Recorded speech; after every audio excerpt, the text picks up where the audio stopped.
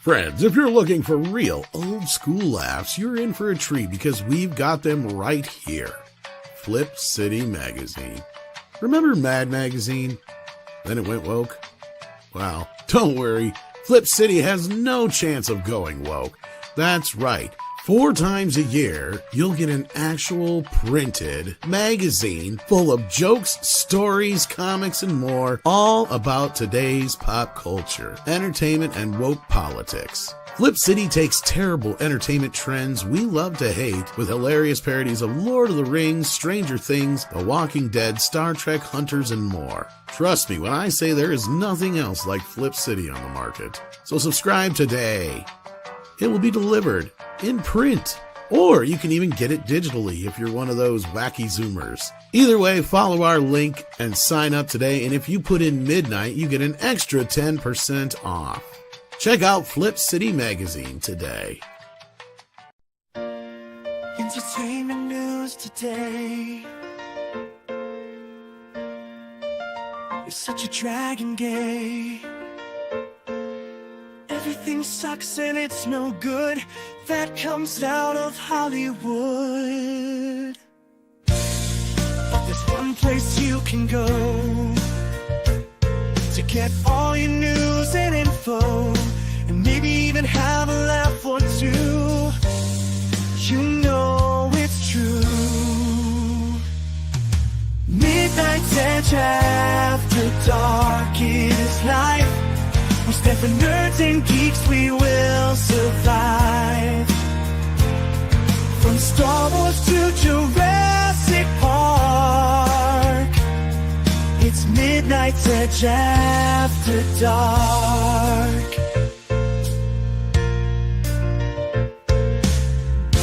All those bombs and flops, but need never stops. We will keep going through the night as we keep up the culture fight. Midnight's Edge after dark is life. We stand for nerds and geeks, we will survive. From Star Wars to Jurassic Park, it's Midnight's Edge after dark.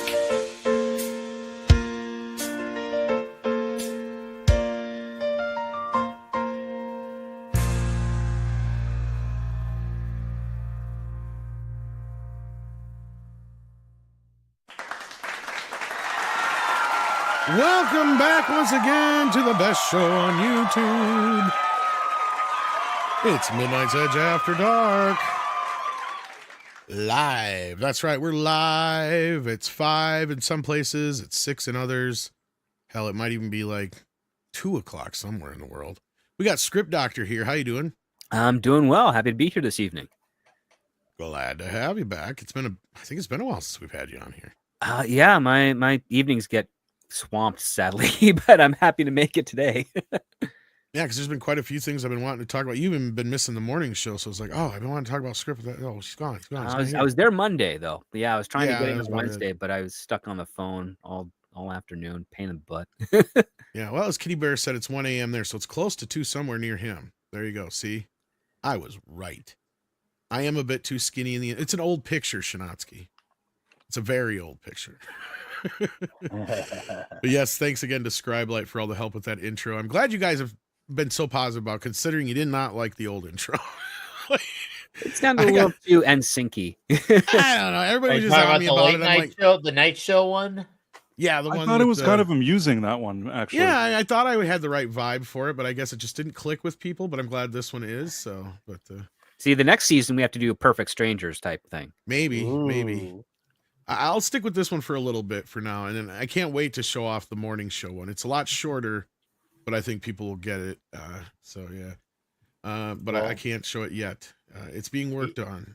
Even if it's shorter, we still like you. Well, it's going to be animated, so that's why it's taking so long. Ooh, animation. Nice. It's costing me a lot of money. Yeah, you sound like Nicolas Cage has something to say about it. I wanted myself animated. So it's going to cost me. Worse than the tax thing. I might be able to tease you guys. Let me see if I can find it here. I actually have the animated versions of Andre and I, if I can find it. We all love being teased here, so. Well, and I was going to try and get like Paul and script in there too, but it was going to cost me like another $200. And I'm like, you guys ain't worth that much. Sorry. I'm already just animated. kidding. Just drag and drop, man. No, it was more so. It wasn't so much the extra. It was that it was going to, no extra money. It was more so that they said it was going to take another like few weeks. And I'm like, fuck that. We've already been waiting so long. Yeah. Yeah. So I was like, fuck it. Never mind. So I at least wanted to get the main crew in there and culture maybe, but you know, he doesn't deserve it. Anyway, I can't find the picture right now. Maybe if I find it later, I'll I think Culture's beard would be pretty expensive to animate. That's the problem. All the hairs. Yeah. So much. It's crazy. But welcome everybody out in the chat. We don't have any super chats or member chats to get started with, but just say hello to everybody. We got Snortapoopus here. We got Jeremy Winfield here. D-Bud's in the house. We got so many regulars already, like Bryant Barth, Kitty Bear, we already mentioned. Daryl Brewer is here with a wrench as well. Joey's in the house. We got Shanatsky, as mentioned before, too. And we got Bill S. Preston Esquire, Swift -1. Are you the old Taylor Swift? You just changed your name now? You're just Swift -1. Okay.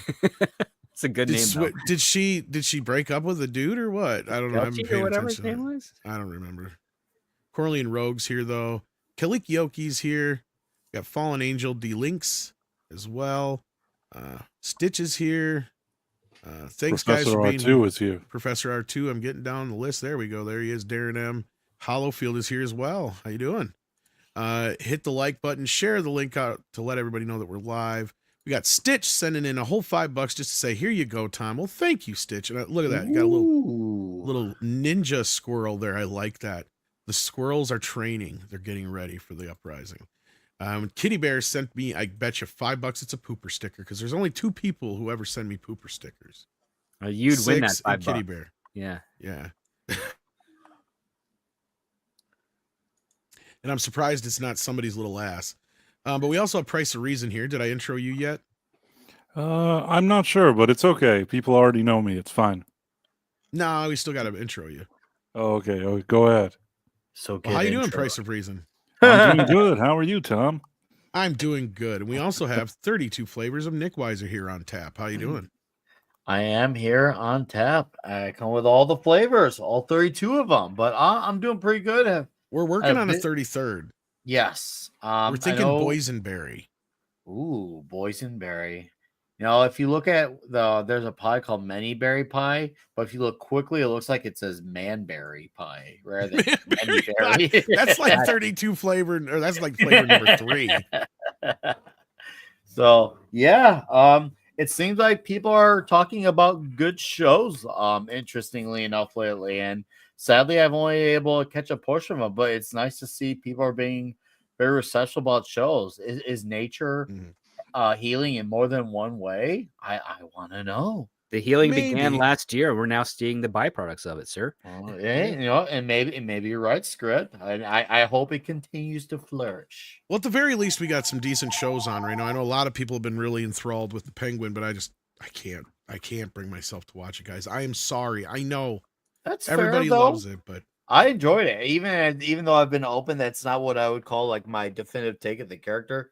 I did enjoy it, but no, I can't blame anyone for not watching, considering how it almost makes me wonder if the show's decent because Matt Reeves was such a helicopter parent when it comes to that show, because he's not there on the daily. He wasn't there at all. He actually just gave the showrunner a few notes of what is his universe, and she took it and ran with it.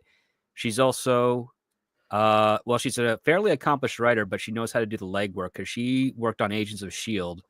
And I've heard a story through a friend that she basically lost like 2 weeks of sleep trying to learn everything she needed to in order to do that show properly.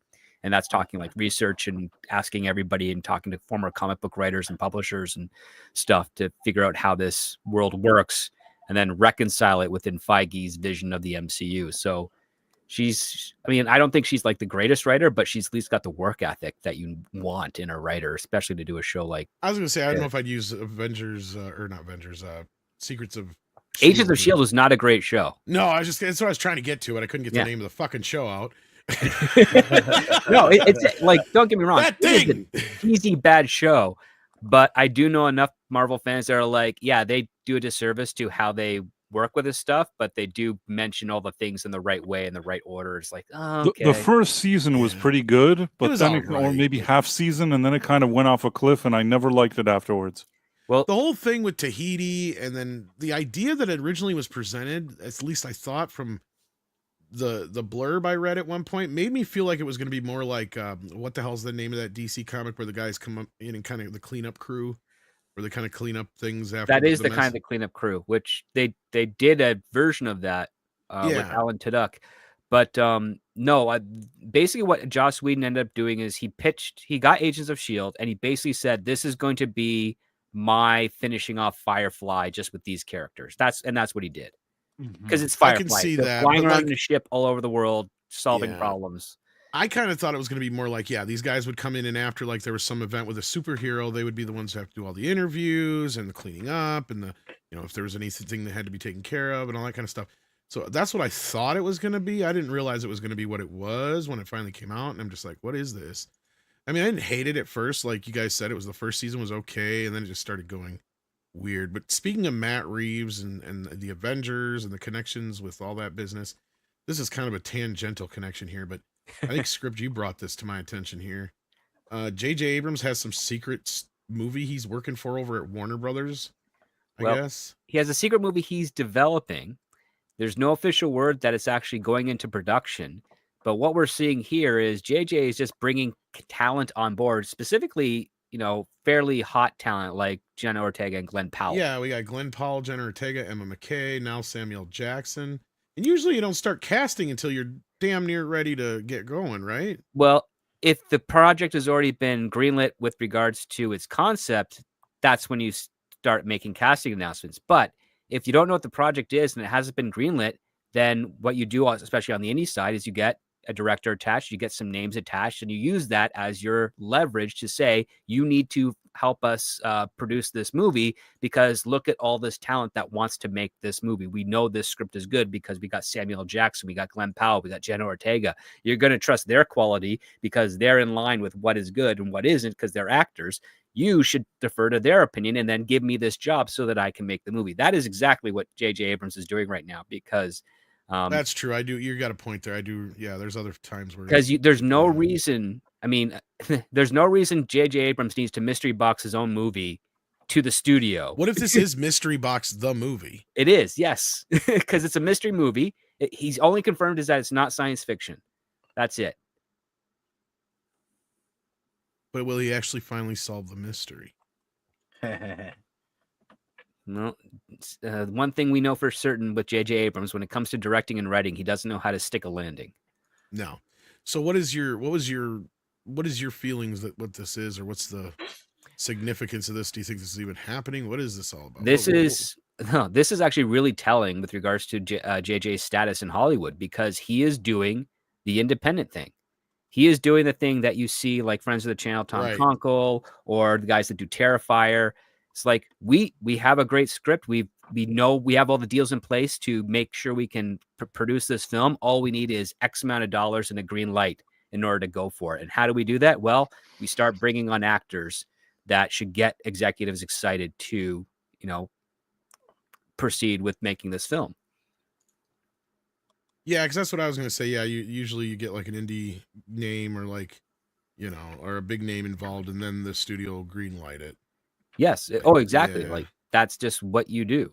And that's what a lot of filmmakers do. The fact that JJ has to do that, considering the fact that he is JJ Abrams, one of the biggest producers of the late 90s, early 2000s. And, after the rise of Skywalker, a 5-year drought in not just things that he is actively produced, but he's just attaching his name to various things just so we can keep his name in the conversation. This is his first internal Bad Robot production. And he's he hasn't confirmed that it's with Warner Brothers, but because he still has that it's no longer solid, but it's kind of a very flaccid project, a flaccid deal with them with regards to, oh yeah, we'll invest $500 million into a number of your projects over X amount of years. But Warner's hasn't really invested anything because they haven't greenlit anything JJ has proposed. So that he hasn't gotten a taste of that cash at all. So this looks like to me his Hail Mary pass to try and be like, oh, that contract's coming up and I have not they haven't given me any money for it yet. I haven't been able to access that account in escrow. So hopefully with Glenn Powell, Jenna Ortega, and Samuel Jackson, they'll fork over the budget I need, which will probably be $200 million on the conservative It's not fair. It's not fair that this man gets to do that. He's a hack, and he shouldn't have access to any of this, and shouldn't be able to do this. This is just an annoying scheme from Hollywood's Hamburglar, and I can't stand it. It is a scheme, but it's a good sign that he has to go to this level in order to try and pull it off, because it shows the rest of Hollywood the Hamburg was that he is exposed for what he is. He is exposed, but he's still not going down without a fight, and these are good moves to make, considering what an overrated hack and shit he is. I think, from my opinion, of course, I think that this is a good move on his end to do. Oh, it is. I just don't know if he's going to pull it off or not, because he already really has enough money. He can go retire with his money. He was born with a lot of money. He has a lot of money now, and I think that we've had enough of his shit. I wonder if he still has a lot of money, because he's spent a lot of it. Because that's the other thing you have to remember. Sometimes especially whether they're talent or directors, when they get those big deals, they burn through that cash pretty quick. He has so many millions. I mean, if he burned through all those millions of dollars, then he deserves not getting any more deals. Exactly. I mean, that was real money that he had. That's like, if he, do you know something about he wasting it? Like, I can't even, what did he waste it on? What could he possibly have wasted so much money on? So Bad Robot has actually wasted several millions of dollars internally on trying to develop stuff to be sold for production, and they haven't gone anywhere. So he's just accruing more debt, paying his staff and his team to help find scripts or develop stuff and projects and pitches, and he keeps on failing to be able to get them picked up. Then there's also the personal expenses. His wife has a bunch of charities that she she funded the Me Too movement. Time's Up specifically. Me Too. I meant Time's Up. You get them confused because she basically copied what Me Too was with Time's Up mere weeks after Me Too became a thing, which is in perfect J.J. Abrams style. Right. Basically, she did The Force Awakens, but with Me Too. Yes. So yeah, I mean, yes, they have philanthropy. Sometimes it's to their benefit, but the trick with Hollywood philanthropy is that it's a lot harder to try and get that money back on your taxes compared to being private enterprise outside of the state of California, etc.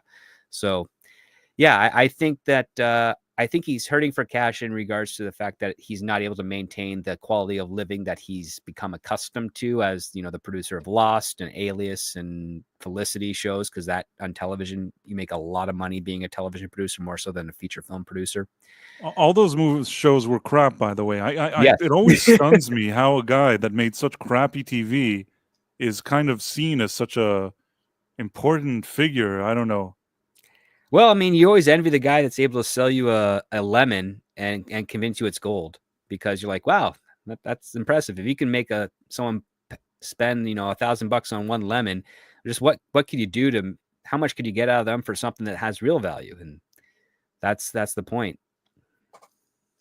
I mean, somebody said here he makes good pilots, but not good shows. I tend to agree with that. He's sort of a marketing man. That's the one thing I could say. Maybe growing up, with ties to this business. If he had somebody that maybe he could hand off some projects to that could actually handle the landing of it, that'd probably be a better case scenario for him. Like, yeah, he's not a horrible idea guy. No, and he knows how to sell. I mean, his parents were real estate agents in Hollywood. Like, you know how expensive houses were in there? You have to be a good salesperson to close a deal there.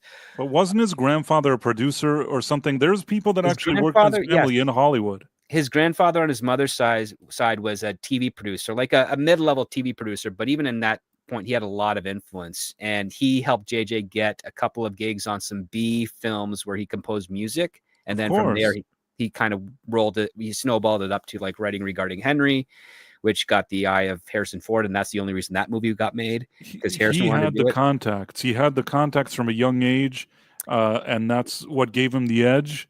He was the babysitter to Spielberg's kids because his father and mother sold Spielberg his new home, and that's how they got that network connection made.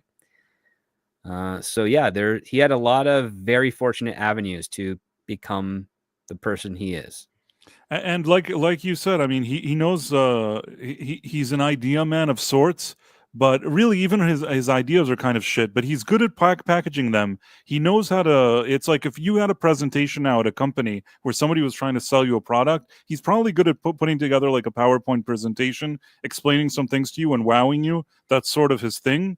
And he has the right kind. He understands the mannerism. He understands like the politics and the vibe in Hollywood and what he needs to come with. And I think that's really been his strength all these years. Aside from the schmoozing, that's it. He's a schmoozer. Aside from being a good schmoozer, he's basically just a low-level, hamburglar. Again, I got to stick up for the Hamburglar. The Hamburglar could fool you longer than J.J. Abrams. That's true. He always came up with much better disguises and ways of stealing hamburgers. He was more sophisticated than caught, J.J., yes. But the fact that he fooled him so many times, every time, J.J. has it. But with that, let's keep moving on, unless there was anything Nick had to say about the J.J. Abrams business, because I got nothing. It's mystery box. Nada. Nick loves him. Biggest fan here. I love The Force Awakens. Best movie ever. Come on. Do not try to debate me on it. Okay, we won't. Let's see if there's anything you guys are talking about out there. We got SFX F314 Saber-Tooth Raptor in the house. Welcome.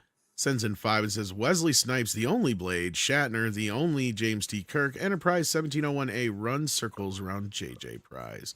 Well, that actually kind of sets up one of the things we're going to discuss here in just a little bit. Then we got hashtag Everything Burns, who sent in 14 South African rands. The Skydance has to be paying attention to the reaction. I hope so. We're going to get into Unification here in just a little bit, but hold that thought because I'm holding off for possible special guest. So in the meantime, though, while we're doing that, you didn't send it to me, I don't think, but let me see if I can find it. We had some news when it comes to Taylor Sheridan shows. Tulsa King looks like it might be getting a season 3 or 4. At least it sounds pretty solid. They're looking at giving Sly twice as much as he's making now, basically, it sounds like. It's doing really well on that Paramount Plus thing, which is like they have well over, like, I think it's like averaging 10 million views just in the streaming aspect. I have no idea on the regular side of things. It's doing great. Heck, Paramount's been using a really hard ad campaign saying they're now the home of Yellowstone, the home of Tulsa King, the home of 1923, the home of Landman. Like, they're basically just saying, like, if you like Taylor Sheridan's stuff, we're the place for it. Because I think Peacock is still licensed, I think, for the last season of it, but it's not over there anymore. It's Paramount's fully secured it now. And as Tom settles Sadie down, because she was growling in the background. Yeah, she needs to go on. The problem with Yellowstone is that the Peacock still has that, but it's just the new episodes. Otherwise, they've got Landman and all the other new stuff. And man, those now. New episodes are crap. Those two new episodes. Yeah, I watched them. What's too. with the editing of that? You don't know what's flashback and what's present. No, you don't. And correct me if I'm wrong, Script. The better way of doing this as a writer is, okay, you're stuck in a position where you don't have your actor. Mm-hmm. Like, I get it. You couldn't work out whatever deal. Wouldn't it have been better had you set up your last season, your last 6 episodes or 5 episodes, had you not known who did it? Like, leave the mystery open until the very end, even though people have their, their suspicions, suspicions. They laid it all out in the first episode. I'm like, what the fuck are you doing?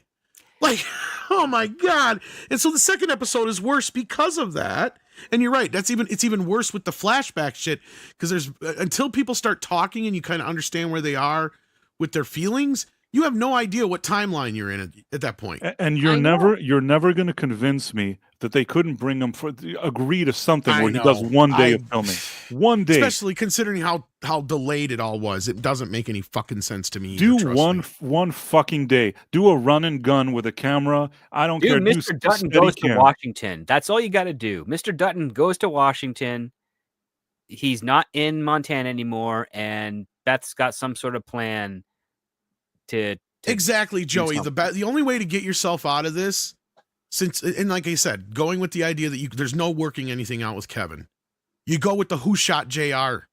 That keeps everybody on the edge of their seats going, was it this person or was it that person who did it? Was it this other person? Because they even have the moments there with, like, you have all these different players involved that could have played and have reasons why they could have done it, right? Yep. But it's more so who, and if they had done the who done it until the very, very end of the show, I think it could have worked out better.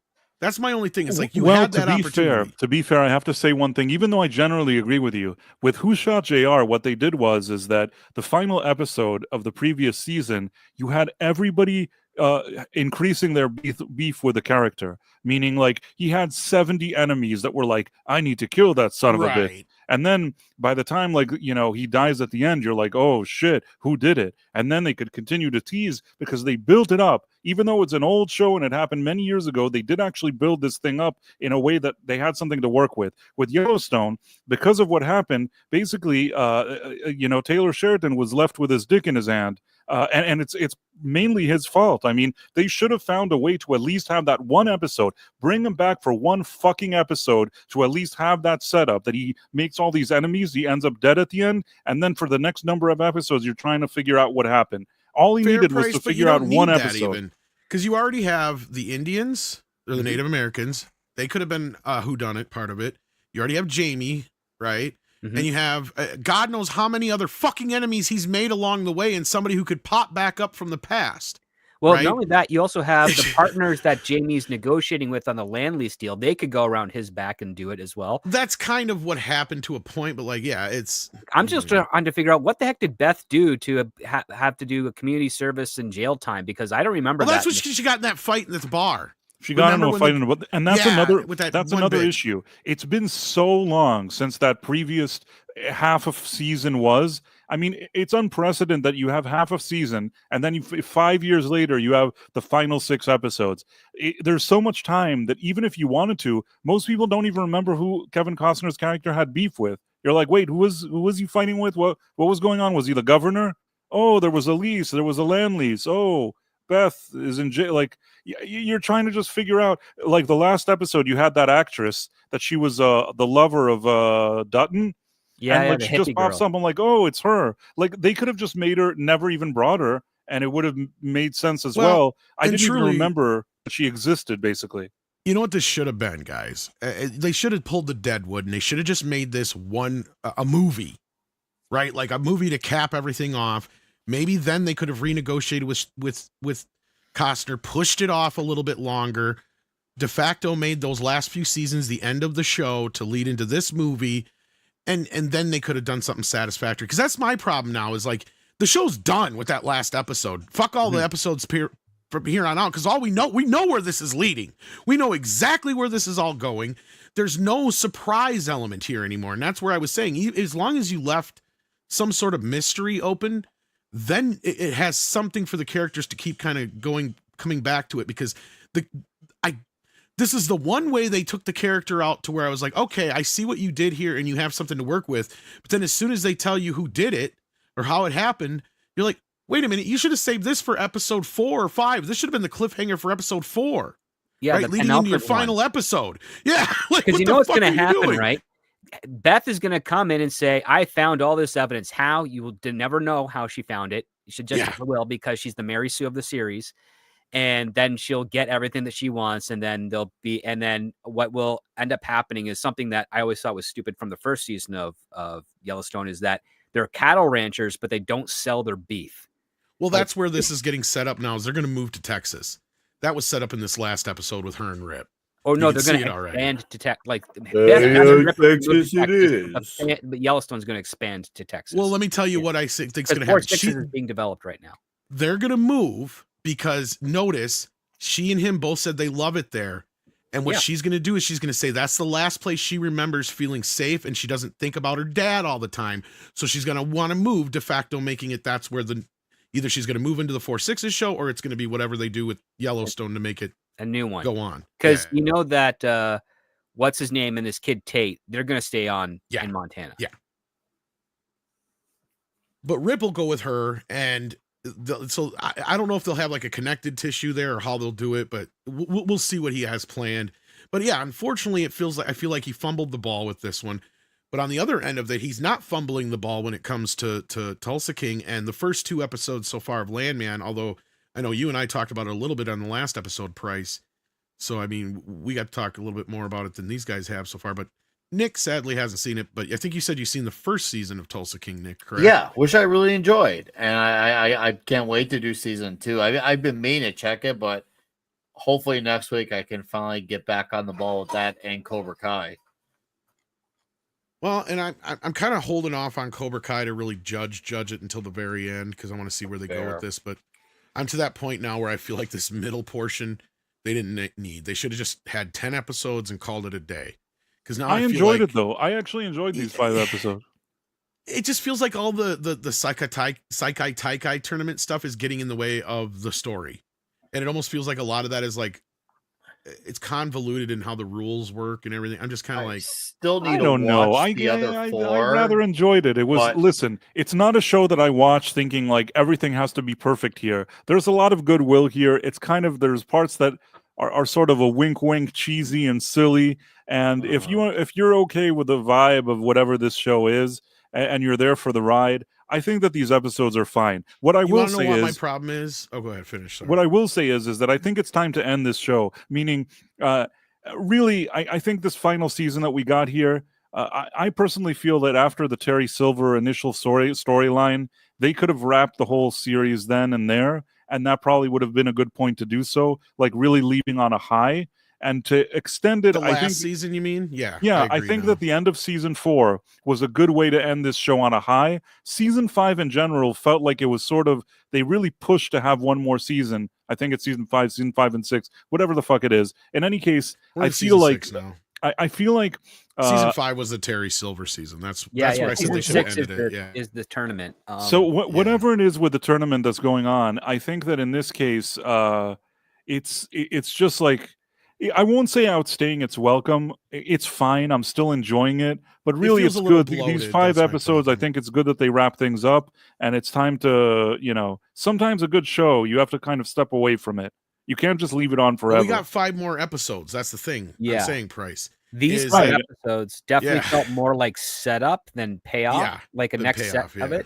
I will say this, the way they've been able to expand some additional characters, like my hat's off to the writing team. They're really able to like make those new characters land and stay like I may not remember their names, but I remember, the Iron Dojo leader. He was pretty, impactful. And then his 2 protege students, Zara, and then this other guy that's like a Russian dude. Right, the big guy. The YouTube guy and the Russian guy. Yeah. And it's like, okay, they kind of made an impact in very little screen time. That's some pretty good They're doing all right, and that's why I don't want to judge it yet. My problem is this so far, and I know you'll disagree with me a little bit, Script, because we've already bantered back and forth with this. I have this problem with the fucking Miyagi mystery box setup with all this shit that feels like all it's leading to is a spin-off Miyagi series and leading up to the new movie. And that's what's going to piss me off about the season, because it's going to feel like this was unnecessary. Because I agree with you, Price. At this point so far, the last season had the better ending to just say, that's it, we're done. Because at that point, everything is on a high note. Terry Silver has finally been defeated. Kreese is in jail. Kreese is in jail. I mean, everything seems to be in its rightful place, right? I mean, both the guys are kind of at a peaceful point. Yep. I mean, he's having a family and everything coming up. Like, that's a good place to leave everybody, to where it's like you can go. Basically, that's a happily ever after ending. I almost feel like this they is nothing didn't but know. setup. That's my point. I almost feel like they weren't sure what the future may hold, and that thing ends as if it could be the end of the series. And that was the way it was ended, though. That's the thing, because they had not. That was the thing. If you guys remember, go back a couple of years here. That's the other problem with this series with Cobra Kai, is there was an extra year in between this season because Netflix drugged their feet for so long on greenlighting a season 6 that I feel like that's the only reason we're getting that Karate Kid movie. And if they hadn't been so far along with that before Netflix finally greenlit it, then that movie probably never would have happened. I still feel like that movie was nothing more than to try and push Netflix's hand. And then by the time Netflix decided, they already had Jackie Chan and shit on board, so it was too late. Do you think that the final episode is going to have some reference to Jackie Chan's character? Yes. That's my whole point. Not. That's my problem with this whole thing is I think this whole season is doing nothing more than setting up that movie, which is where Daniel's going to have to finish off the mystery box by going to China and meeting up with Jackie Chan. I can't remember his name, but Mr. Han. Mr. Han. There's going to be some connection between him and Mr. Miyagi that all leads back to the Saikai Taikai tournament that will also spin off into the other series, which will be the Young Miyagi, which we got a preview of, right? Which will be probably that same actor, and it'll be covering those years that we don't know anything about. That would be post his wife and kid dying and before he becomes the handyman. So all the years in between there, you can do a lot with Mr. Miyagi. So that I don't have so much of a problem with. The other thing I have a problem with is that stupid movie, because I have a feeling that movie is going to fucking suck. And the fact that Ralph Macchio is a part of it. And I don't even think he's going to be in it that much. That's the other thing that bothers me. So I share that fear too. If this season ends up becoming nothing but a setup for the Sony film, that's going to be a big dropping of the ball. I'm crossing my fingers that it's not going to be the case, but I completely see and understand your worrisome. Yeah, I think that too. I think I'm worried as well. And that's why I keep calling it a mystery box script, because if they don't finish it up by the end of this show, and if it becomes this open box for like the prequel series and the movie, then it doesn't finish in the show. Well, if it does, we're still left with open between it end. not finishing the show and not finishing ever. And that's the thing. That's true, but until it actually happens, it's still a mystery box, and that's where I stick with that. Well, I mean, it's right now it's not a mystery box because there's nothing to say that these writers would use that tactic. They've just got a general mystery. They've left clues as to what is actually the possible outcome of it, whereas a mystery box gives you no clues. It's just the mystery and nothing more. Yeah, I guess. Because again, that's how that works. But to your point, if this show, because here's the thing why I don't think it's going to set up for the movies, because it's of no interest to Netflix to use their show to set up a competitor. But it is studio. to Sony, and Sony's producing the show. That's the difference. Well, here. Sony is one of the producers of the show. that's and so is Will Smith. And guess what? He's making money off the movie too. So that's what I'm saying. It's in his best interest to do that stupid movie. This is a pickup deal for Netflix. That's what I'm saying. Like, I get where you're coming from. Like, I totally understand. Well, because, oddly enough, Netflix technically owns the Cobra Kai show, but they have purchased the Karate Kid license that's associated with it is something that they have that they're licensed out to via Sony. It's a really complicated deal. But let's just say that the Netflix show only goes one way, which is towards Netflix. The Sony stuff, they take advantage of Netflix, not just with regards to the advertisement of the Cobra Kai towards the Karate Kid brand, but also vice versa with the fact that Sony has a very long-standing deal. This isn't the typical Netflix deal, though, because Sony's been able to release it on home video. See, that's the difference. Yes. Yeah, they have the physical media rights because they did not sell those over. Because again, Sony helped co-produce this when it was YouTube Red. Netflix bought the YouTube Red deal, so they own that Red deal, which allows them to produce more shows under Netflix as much as they want to, whether Sony agrees or not. Netflix has to make the call for that, and it's a very complicated deal. But that is basically the crux of it. If Netflix says, you know what, Cobra Kai season 6 did great, we want to do a season 7, Sony will be like, okay, we'll do it. Because it's Netflix's decision at that point. It's not Sony's decision whether or not another season is done. By the way, do you think people are asking, do you think Hilary Swank is going to appear in the third part? I think there will eventually be some way of bringing her in. I don't know how at this point, but maybe not. Part of me thinks that she might be an administrator for an official Miyagi school dojo. Because remember, her grandfather is roughly the same age as Mr. Miyagi at that time. So you got to expect that he's probably going to be featured in that Miyagi prequel. He will be a character. You're probably right. I was thinking that, or he's got some connection with that thing in the past too. I mean, it would be weird. They brought every single actor they could think of from those movies, and that they wouldn't bring Hilary Swank. It would be really weird.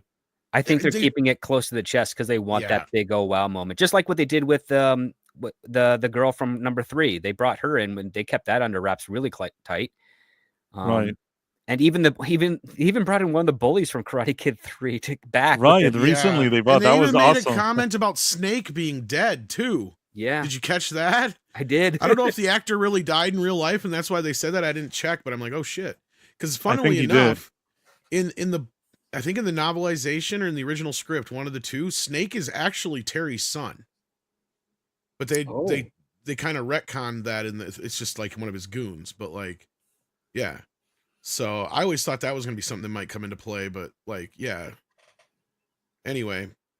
But Tulsa King, we haven't talked anything about Tulsa King yet. This show is fucking amazing balls. And I yes, the second season hasn't been as good as the first, but I'm looking forward to Is it finished?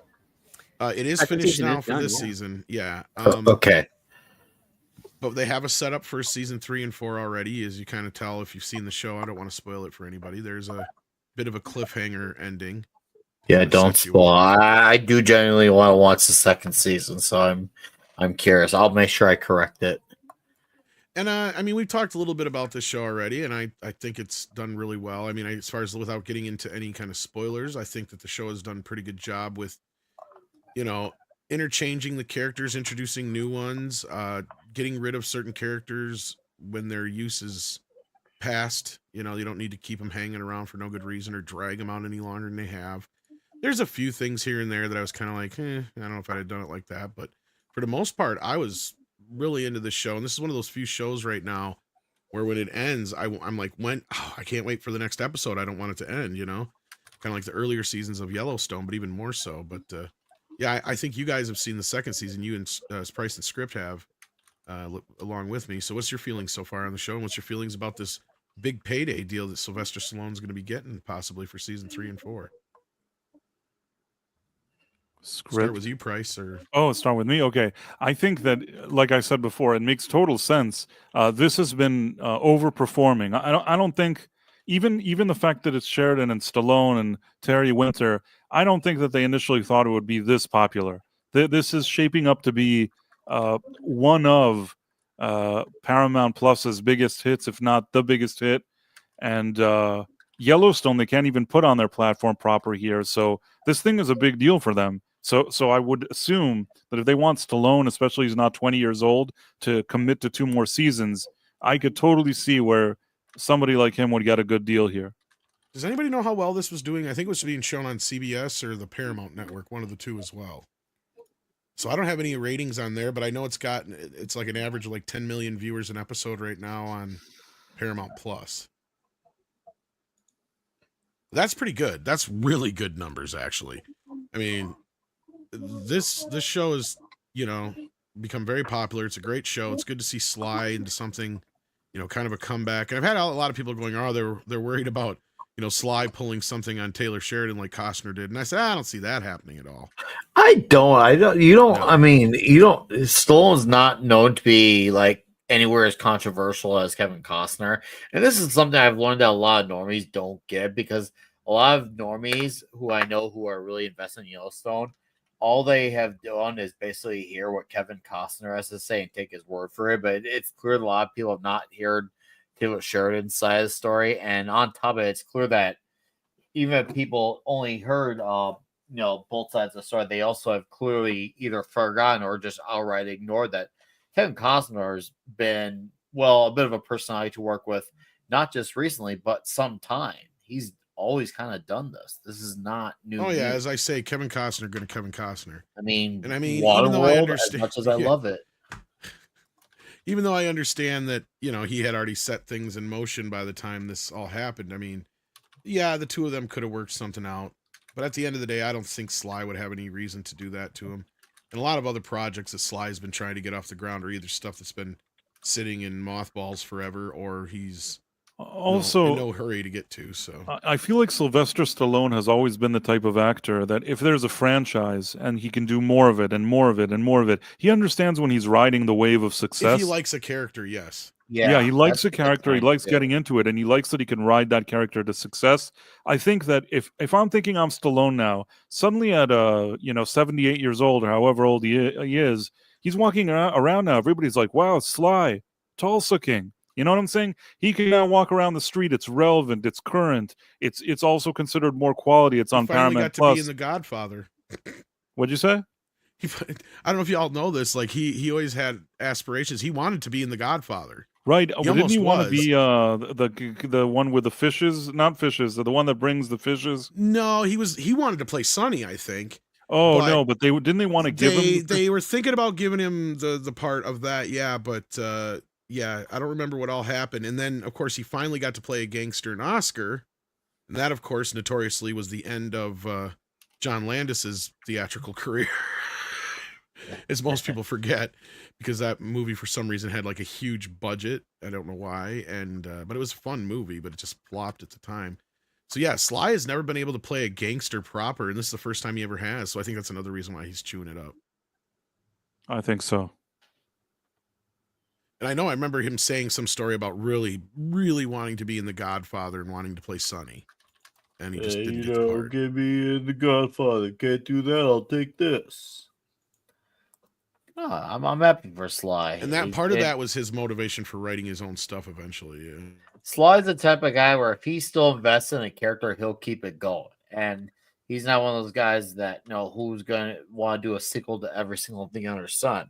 When he enjoyed doing Rocky, he went all the distance with Rocky. When he was doing Rambo, he went the distance with Rambo. Now he's got the show Tulsa King. Literally. He's going all right. He's going all in, man. So I appreciate that about it. And I'll tell you, he's the type of guy who understands story and character and continuity. I think this is kind of like a marriage that works type of situation.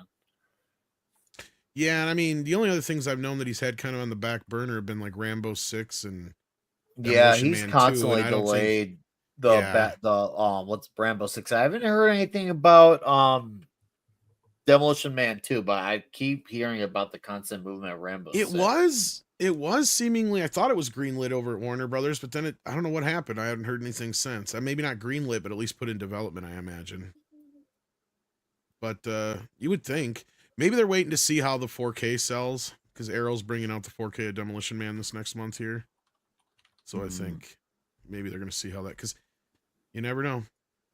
But no, good for Sly. And the other part of this, though, was Landman. I mean, I don't know if you guys have caught this show yet. Yep.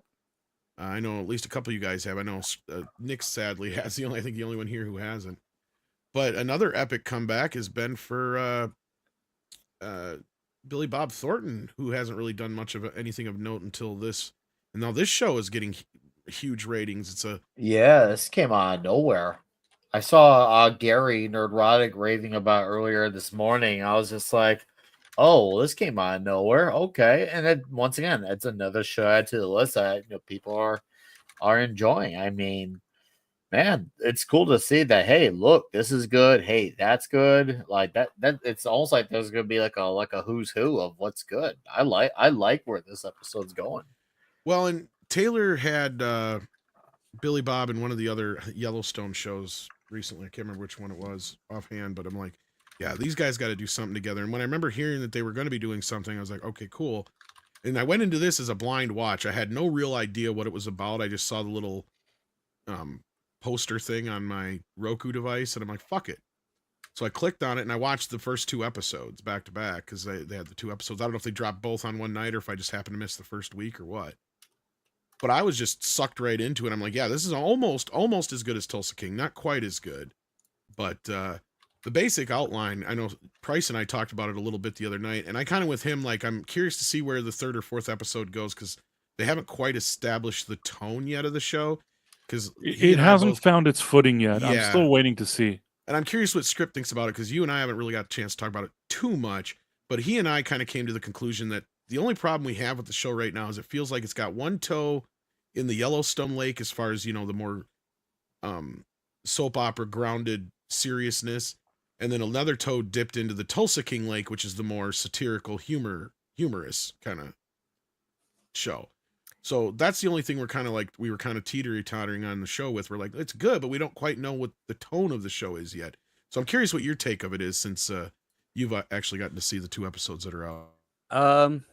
Well, I mean, the first episode was very much like the pilot. I was surprised that Ali Larder was the wife because I remember hearing that Demi Moore was cast as the wife, but she's apparently the wife of John She's Hamm's John character. Hamm's, yeah. Yeah. So it has its dumb moments, like, oh, this Billy Bob Thornton character is so tough. Look at him chop off the dangling part of his pinky finger. That kind of made me roll my eyes. Oh, the other part that made me roll my eyes is they don't actually have a proper oil rig supervisor on there because you don't place your adjustable wrench and hit it with the hammer in that way at all, actually, especially with your hand so close to the front part. You actually, never mind. That's other technical. I know that because I worked with a bunch of those guys when I was in high school. Because Canada also has a huge oil production market. Aside from that, I think the characterizations are pretty good. I'm 90% sure Michelle Randolph, who plays the teenage daughter Ainsley, is sleeping with Taylor Sheridan because she's popped up in too many of his productions recently. So I think that's his side piece there. Because she's also not that great of an actress. She fits all right as the ditzy daughter here, though. I mean, oh yeah, she definitely does. Colm Feore, I thought, made me laugh because I haven't seen him in ages, but I know he's been working a lot. So he's the lawyer that's always in the kitchen. Oh yeah, he's funny. Yeah. I mean, it's an interesting thing, and I mean, I like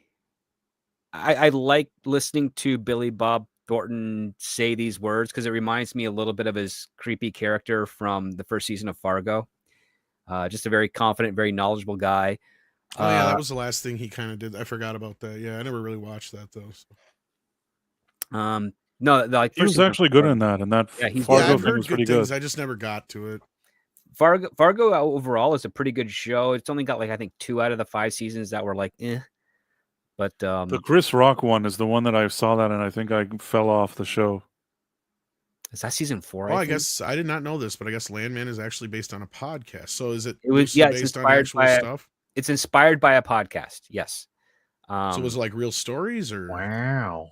No, it's basically taking the information from the podcast and then putting a fictional spin on it. Right, that's what I mean. Yeah. Like they're actually based upon like there's certain stuff, like certain accidents and stuff that they probably pulled from the podcast. Okay. Certain deals, especially like the less of the lax and safety protocols and the fact that some of the rigs that they've installed. Yeah, because I mean that's kind of where the show is going. Is like okay, like because we explained a little bit about this on the other night, but like Billy Bob Thornton's character is kind of like this manager who oversees this big company who buys land rights and mineral rights from people, and he just deals with everything that goes on, whether it's building a road for access, if there's accidents involved, if there's something that needs to be taken care of on the day-to-day.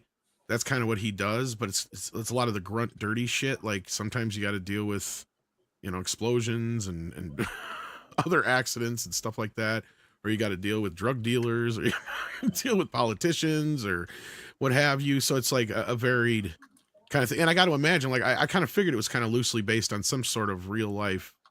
I mean, obviously this is, where do you get a character like this? I mean, they have to exist, right? Like it makes sense to me, but I mean, it's just, yeah, you're right. I think the big part about it is the dialogue. Billy Bob is great in it. They got a great supporting cast around him so far.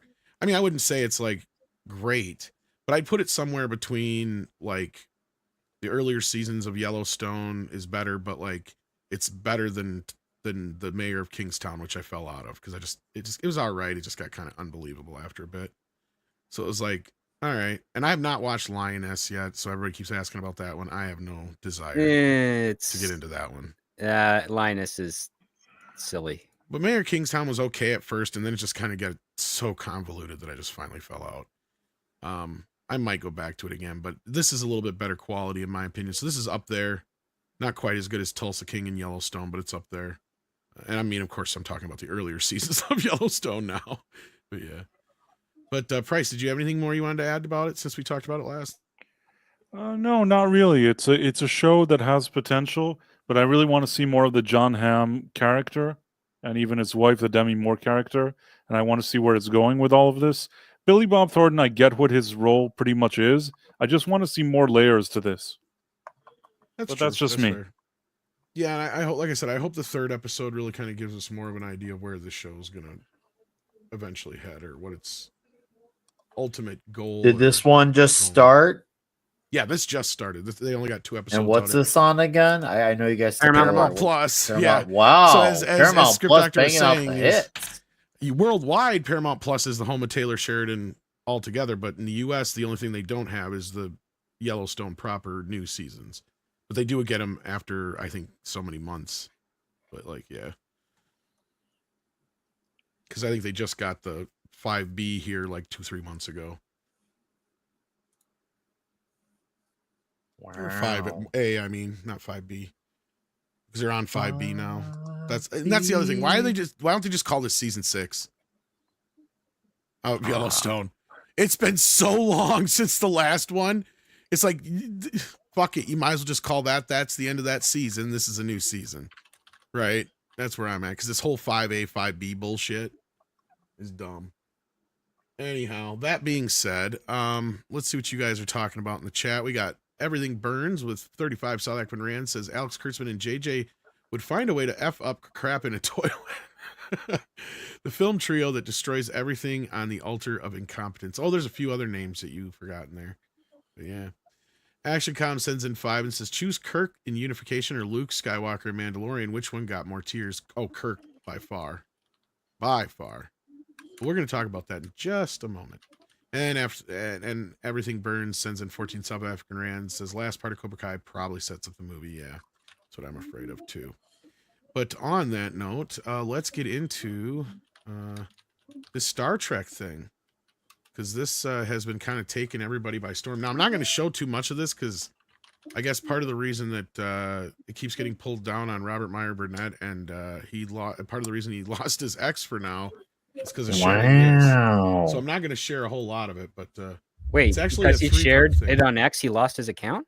I guess he got a copyright strike. So this is actually a 3-part thing that they've been doing for the last 3 years. So there was this first part back a couple of years back, or 2 years ago, and it's just this thing here. And I remember that thing. Yeah, and then they did Regeneration, which was a year ago, and that's where they brought back Spock for the first time here. And I guess this got a little press, but not nearly as much, of course, as them bringing back, now bringing back Kirk. So there's been a lot of talk, debate, and discussion around this video that come out from Otoy. And yeah, so I'm really curious to hear what you guys feel about it, think about it. I've already kind of given my feelings about it on the morning show the other day. So yeah, let's hear what you guys think. Let's start with you, Nick. I'm not a Star Trek guy still. Yeah, I know about this, what's going on. I watched the Drinkers video on it just because I practically watch all his videos, and it sounded like it was very authentic to Star Trek. I'll say that. As I wish Klobby were here. I will love to have seen how we react, because clearly it's an 8-minute thing between Captain Kirk and Spock, and apparently there's not a lot of speaking. Apparently it's super heartfelt. There is no dialogue, actually. Yeah. Okay, and and that's cool. And apparently this is done with William Shatner's approval as well. So that's cool that they got that going. I know, Star Trek fans like Marvel, DC, Star Wars, who you insert major IP here. A lot of fans have been very not satisfied with what's been going on with the bulk of their properties. So I definitely, my thoughts are, what would Klobby think? Yeah, there is a bit of dialogue. I guess I got to take that back, but it's just basically an echo of the past. It's a voiceover from another movie that Shatner performed. It's not basically Shatner saying it was my friend always said there were possibilities. Right. That basically, yeah. This is the revelation of the types of effects that Otoy uses here, is that if you get any of those actors to speak, you lose the illusion. Well, so I want to get to you last here, Script, but Price, what was your reaction to this? Considering the age of deep fakes and certain games like that we live in, I think that this was done rather well.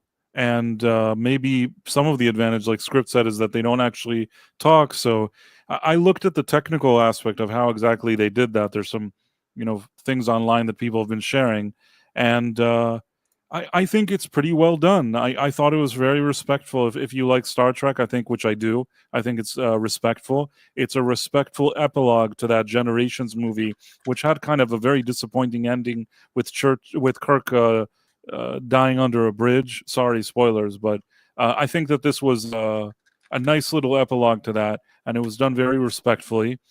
Some people, I think Script was saying something that his hair doesn't look that good, Kirk's hair or whatever it is, but that's kind of minor for me. I will say there's a few moments that maybe you could seem a little bit CGI-ish, but for the most part, it's short, it does whatever it's supposed to do, and it feels respectful, and I liked it. Well, all right. Well, Script, let's get your feelings on this. What did you think? It's all right. Wait, somebody here from Otoy said they can speak. This purely was a creative choice, and Oh shit, we got Otoy. Oh wow, we have the Otoy Oh really? in the chat. So when Wow. they can, hold on. So when they can speak, it doesn't ruin the illusion. Because if that's the case, then that's fantastic, Otoy. I love that. Well, I'd love to see that. Yeah. Because all other like de-aging stuff and digital masking, the moment the actor speaks, you can tell it's not really them. So if they found the workaround to that, my hat is off to you. Thank God. Oh, Wow. Toy, you're welcome to join our conversation. Yeah, I'd love to you hear can reach out to input me from you. on X or whatever, please. So yeah, now you're on the spot. No, but I didn't even know that Otoy was here, and I was saying that I thought that this was done well and respectful to fans, and I liked what I saw. So Yeah, I mean, I'm somebody who's a real stickler for CGI, but script. So like, yeah, like I said, Otoy you're- is saying, "Oh yes, they can speak. We filmed it, just didn't use it." Oh, okay. Great. Interesting. Great job, Otoy. Good. Yeah, I Nice just to reached see you. out to you on released X that. if you guys are interested. But yeah. I hope you release that as like outtakes or something, because I'd love to see how that translates. Because you're now, if you pulled that off, you are like a good 5 years ahead of all the other studios that are using their own technology, man, and that's amazing. This is Jules from Otoy. Well, hello, Jules. Hi. Again, like I just reached out to you on X. If you're interested in bopping in and talking to us a little bit, that's fine. If not, totally understand. Don't want to put you on the spot. But Script is on the spot now to react to it. No, because I had no idea. I thought that was the reason, because it's the most logical one. Is how do you break the illusion? Well, you get the actor to say something, and you realize the lips aren't matching up correctly, or something's off there. Got plenty of examples for it. Luke Skywalker in Star Wars Mandalorian. You got Michael Douglas in Ant-Man, in the opening of Ant-Man there. You've got Jeff Bridges in as Clue in Tron Legacy. All of those things were, as soon as they opened their mouth to speak, the illusion was broken. But here, that's a great shot. The beauty with the difference between de-aging, and that's what I guess I'm curious about, Otoy's Jules in the chat. Did you guys use more de-aging tech, or did you use like the deep fake? Because I was hearing deep fake, and to me, deep fake works a lot better with the mouth, because it just mimics whatever the main character's mouth is doing more so than when you're doing it with animation. You can tell it, because that's my problem with CGI, is it looks like it's animated. And I actually had this conversation with George the Giant Slayer the other day, so I'm going to try and paraphrase basically what I said to him, because he was asking like, why is it so much CGI looks like shit, but this looks so fucking good? And I said, the reason is, I said, I bet you a lot of the people that are working on this, besides having a love for the franchise and how long it took to do it and all that kind of business, I said, I wouldn't be surprised if a lot of these guys are old school, a lot of old school people who've been doing it for a long time, because there's this generation now of CGI artists who grew up watching CGI, right? Because that original group that came in and did that first batch of CGI, they were the old regime of SFX guys who were on the out, just barely kind of bringing that in. And then you had the new crowd, which are roughly kind of our age, that were coming in, and they had grown up on practical effects. So they kind of knew how to make things look real, but computer hadn't caught up to that yet. But now I feel like we have a problem. We have a generation separation where we have a whole generation that's grown up on the CGI as it was developing, and they're just making it look like that. It's like, no, you should be trying to strive to make it look more real, like this is, or like the guys at Weta or certain other places have been trying to do that don't get as much attention, like ILM does anymore and such, who just basically are, you know, pumping this stuff out for Marvel that looks like garbage. I mean, we've all talked about how bad the Marvel movie CGI has gotten and the TV show CGI has gotten over the past few years. And I think that's a big reason for it, besides the fact that they're forced to pump it out so fast. But I'm curious what you guys think about that. But I mean, yeah, I was kind of impressed with how photorealistic some of these shots were. I mean, I'm somebody who's a real stickler for it. I've had Gary Tunnicliffe and I got into it once because he's like, you can't tell this and that and the other.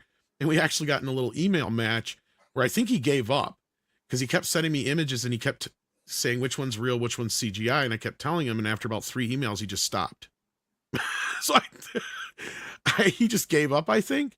So, because to me, usually I can pick things out. I've just got this brain that's just the way my brain works. So I don't know. But to me, this was kind of impressive in a sense that it even fooled me in a few spots where I thought I was seeing William Shatner and I thought I was seeing all these people for real. And I mean, it's impressive. So there you go. I mean, anything else to say about it, guys?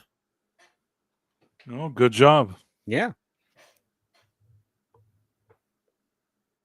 I just wish everything else Star Trek was this good. He says, Otoy says, we have a full physical prosthetics team just moved to digital with scans and rendering and not marker face tracking. Okay. Was there something before this I probably missed? Here, let me go back. Because I asked about deep faking. Okay, so they're tracking it. I think that's the answer. Oh, so they're using the prosthetics and they don't use the dot marking on the actor. Gotcha. If I'm reading that correctly. So they got a different it's technology. Because I do know that technology the actor they have altogether. playing Spock, they put him in like pretty much full prosthetics. Because I remember that from the first, from the first, or it's the second one that they did. Interesting. Okay. Huh. Then Jason Webster sends in 5 and says, as somebody who studied both traditional and computer animation, I agree, Tom. Okay, so my assessment is not incorrect. Thank you. Somebody. Markerless tracking. That's what they meant. Yes. Okay. Yes. Okay. Gotcha. So it's not deep fake and it's not de-age, but it's a whole different tech. The opening shot of the park is CGI, but it blends the live action plate of Kirk's feet. Okay. Yeah, you guys, I think you guys might have some behind the scenes footage on your YouTube channel, if I'm not mistaken. And then, yes, full prosthetics for Spock in the first shorts. Okay. All right. So, yeah, that would be back in this bit here. In these earlier ones from Regeneration and trying to remember what this one was called again. The Mirror Wall, I think it was. Okay. But I don't know if you had any of that. Okay. All right. So that makes sense. So this is all prosthetic here is what they're saying.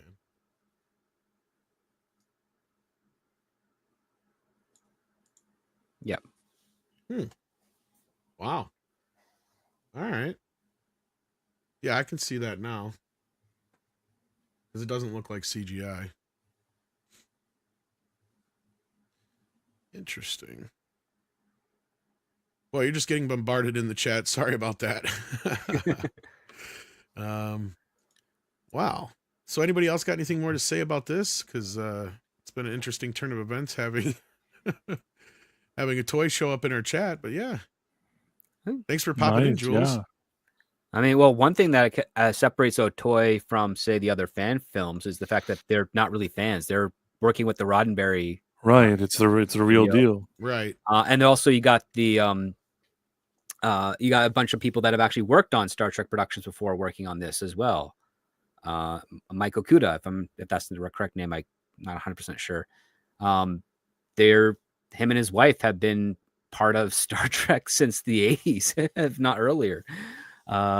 So that's like these are the real deal. These are the people that know how to make this stuff from the inside and out. They're not outside looking in trying to replicate that.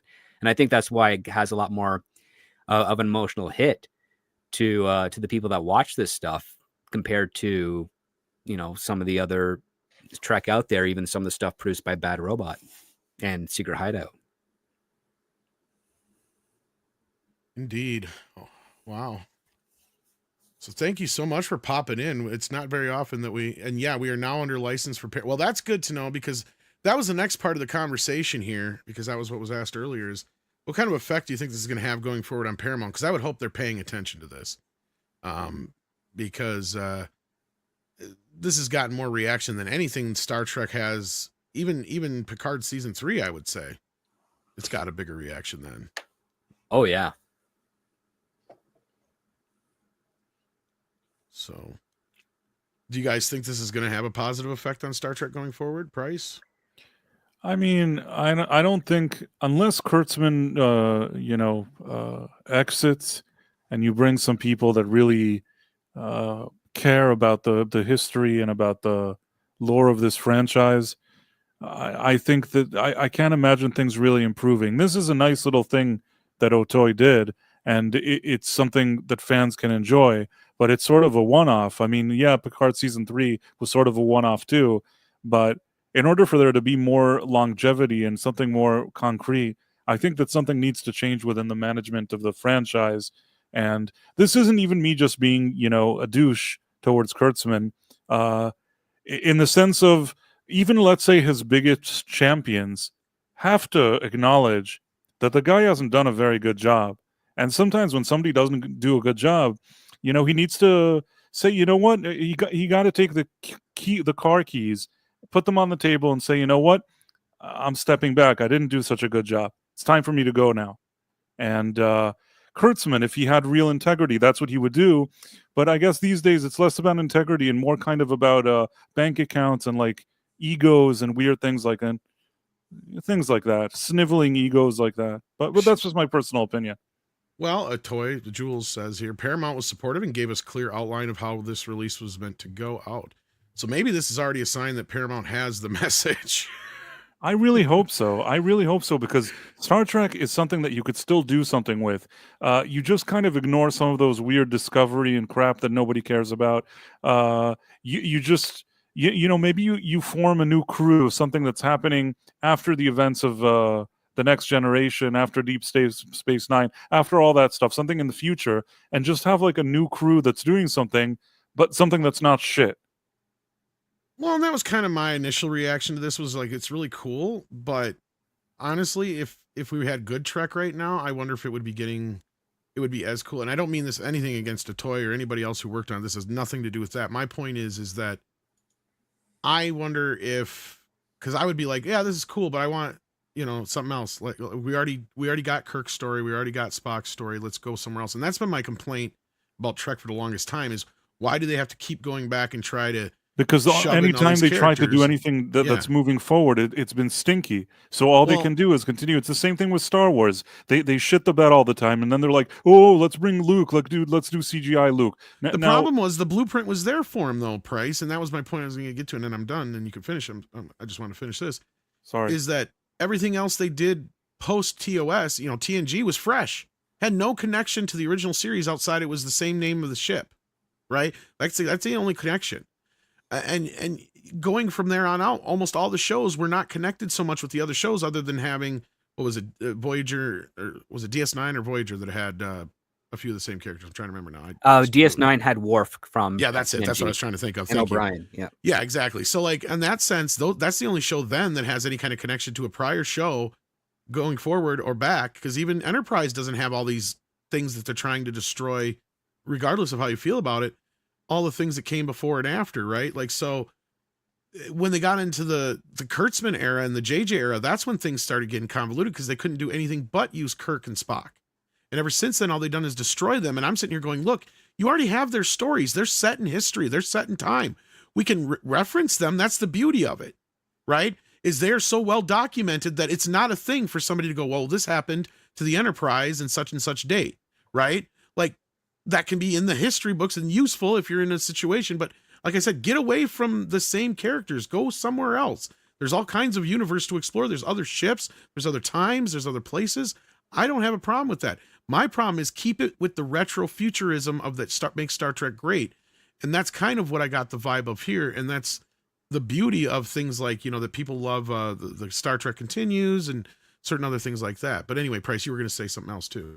Well, two things can be true. First of all, this thing that they did here with Kirk and Spock, this is great, and it's a great thing for fans, and it's things that fans enjoy, especially after these characters have mostly been disrespected. I can't stand that. What's it called? Strange New Worlds, whatever that is. That's not Spock to me. I don't know what that is. That's not Spock. I don't like what they're doing there. I think that it's time. This is a nice epilogue. It's nice what they did here. They need to move forward. They need to do something that's taking place 100 years after the end of Deep Space Nine or whatever you want to call it, or Next Generation, whatever it is, and do something completely different. Well, you can't do that because unfortunately the Berman era Trek shrunk the galaxy to the Romulans now being friendly with the Federation as with the Klingons and the resurging Cardassians. There's no conflict in political species anymore. You've shrunk the galaxy because they made it so immediate. Your better bet is basically just grab a ship and, you know, go Voyager style, put it into another part of space, exploring and interacting with new species, and you can do it in, say, the 2360s during the TNG era before DS9 was taken over by the Federation. You can go to other parts of the galaxy. They only charted like 20% of it up until that point, and then afterwards it was basically like, well, we've now charted the Gamma Quadrant, the Delta Quadrant, the Beta Quadrant, the Alpha Quadrant. There's nowhere left to explore in this galaxy. Like, that's what happened at the end of the Berman era of Star Trek, and that's why they went back to Enterprise to do, you know, the first ship that left Earth to go on exploration, because they actually the specifics don't really matter to me that much. You could have another species that nobody ever saw, and now suddenly they came out of nowhere. I don't care what you do, just move forward in time, leave all this like the good and the bad behind, and start towards something new and fresh. And well, they did that with Discovery, and it didn't work then either. Well, something new and fresh that's not shit. That's the only stipulation. It has to be not shit. Yeah, but the thing is, Star Trek is the fictional period piece of a future that will never be. So you can go into any point in time. The only stipulation is that you don't cross over with the existing shows, because that will cause an issue with regards to the quality of those shows. It's like, if you want to do the USS Lexington in the during the Kirk era, you can. Just never have that crew interact with the Enterprise. Exactly. And that's what I was saying. Fine. Yeah.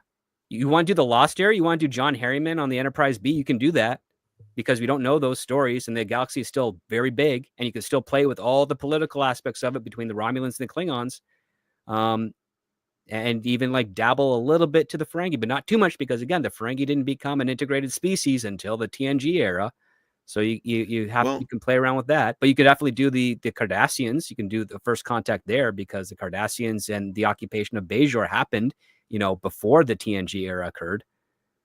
Well, beyond the retrofuturism, as Joey brings up here, the thing that I miss is the good storytelling, the type of storytelling that Trek used to do, that they sacrificed to the action gods, right? And this was something they were guilty of back in the Generation movie days, even. But it got worse with the JJ films, and now even more so with Kurtzman era. And that's one thing I love about this short that Atoy put out, is that it feels like that classic kind of, even though it is more of a tone poem at the end of the day, it still has that, and that's what most people, I think, are attracted to and are gravitating towards, is it has that classic Trek feel to it. There's that weight to it there, and you know the weight that's there between these two guys, and it is a nice little send-off. And I don't know if Jules is still in the chat or not. I mean, I guess my other question would be, my big question that everybody's debating is this supposed to be Kirk in the Nexus, or is this after him post-death? I think this is him in the afterlife, and because I've heard both from two different.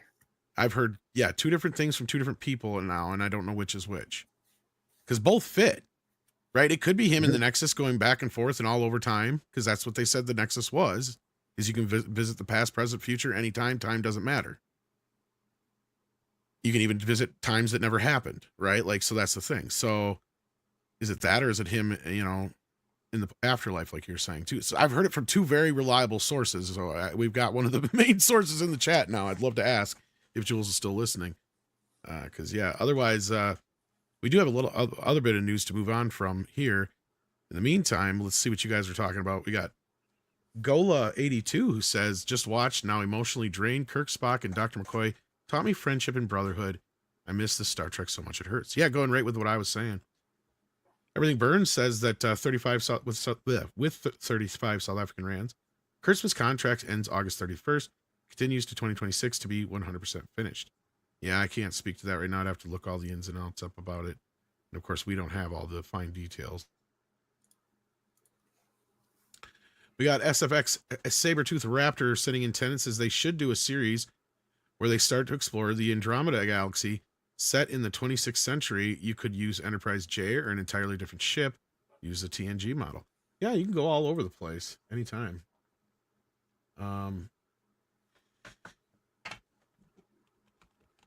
Yeah. So we also have Everything Burns sending in another 35 South African rands. I cannot talk tonight. Trek has no future so long as any frame of Kurtzman Trek remains canon. Unless there is a purge, they cannot save Trek. Well, you know, that's just one of those things that they'll have to address eventually. Gola82 sends in two and says, I wish Dr. McCoy could have been there. He was friend too. Yeah. There's a lot of people who brought up that he didn't make it yet. Technically, in the grand scheme of things, we haven't seen him die on screen, no. That's right. He was still alive when the Enterprise D went on its maiden voyage. That's true. He's the only real connection between the TOS and TNG in the first episode until Scotty shows up later. Yep. Followed by Sarek and Spock. Yep. That I do know.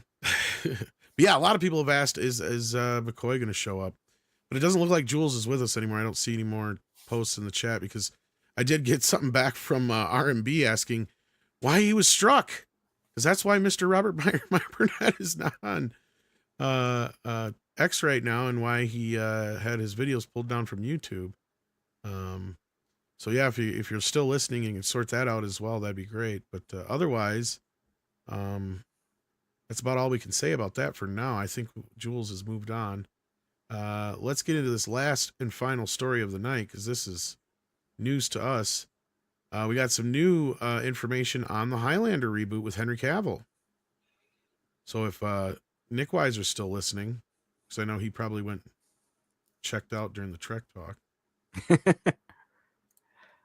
We got some. He's now 500 years old instead of 400 years old. Yeah. So here's the deal. There's a few changes here. According to who was it they were talking to?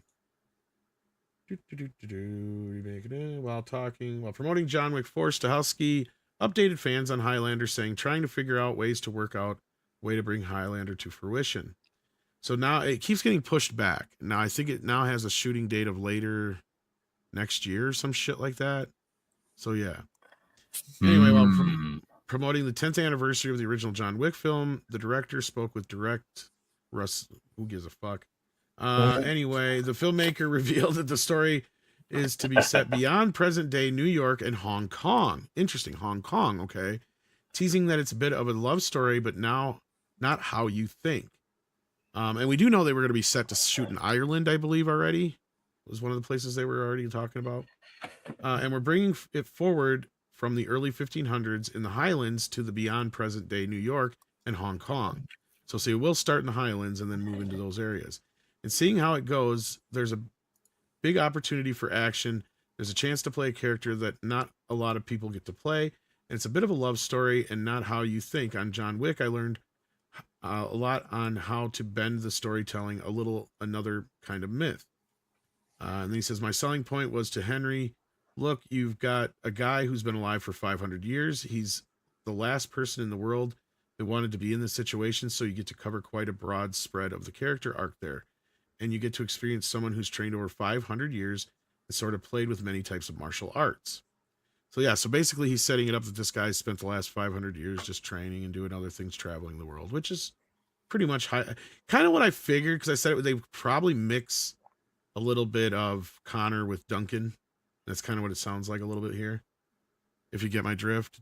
Seems like they have a little bit of Ramirez there with the going to Hong Kong part. Maybe I was almost wondering if they won't replace Ramirez with a different Highlander who maybe is a swordsman from Hong Kong or something like that, perhaps. Ken Watanabe? Could be.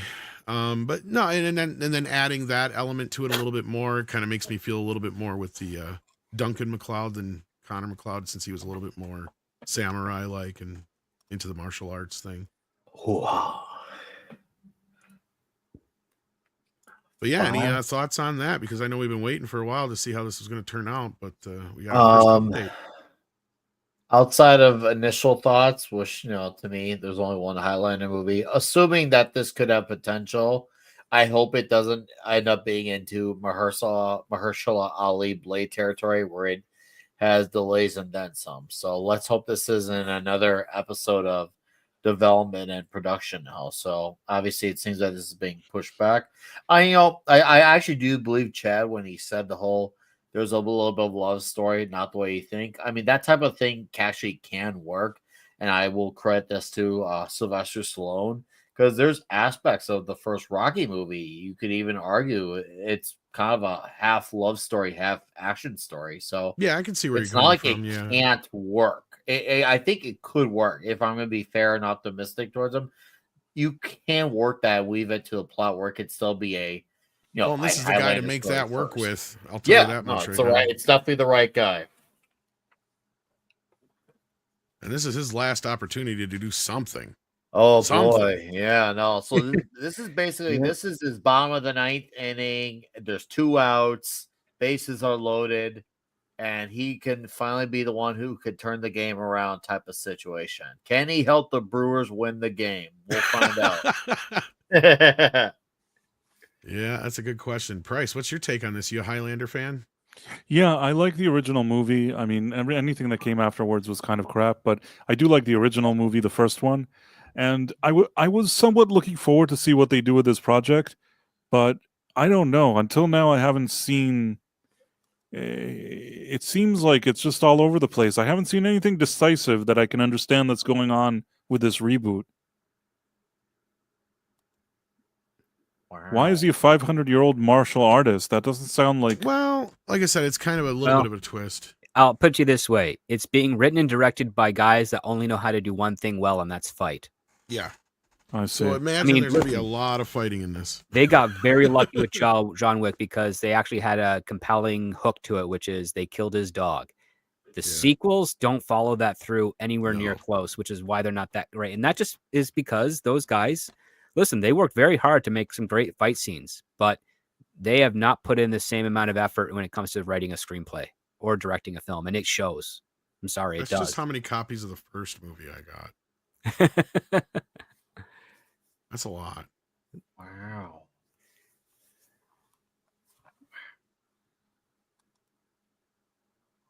One I won't get rid of is this one here. I don't know why. It's just really cool. It's in a steel case. Oh, that's nice. Yeah, I've seen that.